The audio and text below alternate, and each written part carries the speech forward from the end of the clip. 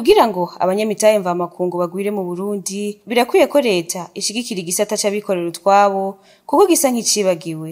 Ivyo ni bimwe mu vyo Gabriel Rufyiri arongoye ishirahamwe Odicom gishinze kurwanya igiturire n'isesagura ry'amatungo ya leta yasavye leta y'u Burundi. Moi je pense que je le disais tantôt que l'environnement des affaires est un peu pollué, excusez-moi du terme. Moi je pense qu'au Burundi actuellement on a pris du secteur privé. On a pris du secteur privé, je peux le démontrer, nous avons beaucoup de preuves. Moi je pense qu'il faut, c'est une recommandation, j'insisterai. Gisata c'abikorera utwabo gifashwe nabi. Bisa nkaho mu Burundi atagisata c'abigenga gihari.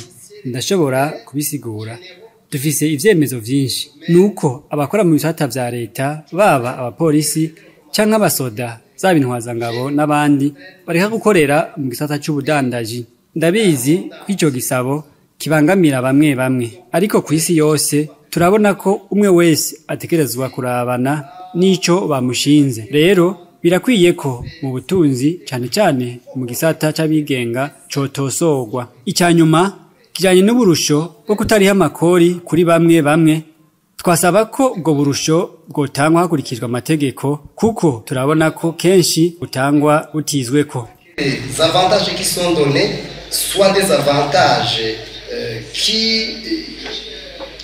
qui sont réellement des avantages qui sont donnés de droit. Mais nous voyons que souvent ce sont des avantages qui sont donnés sans considération, sans certaines considérations. Ivyo akaba yabivugiye mu nama yahuje abanyacubahiro batandukanye aho bariko bararabira hamwe uko botorera inyishu ibibazo bihanze igisata c'ibishorerwa hanze bikorewe mu Burundi.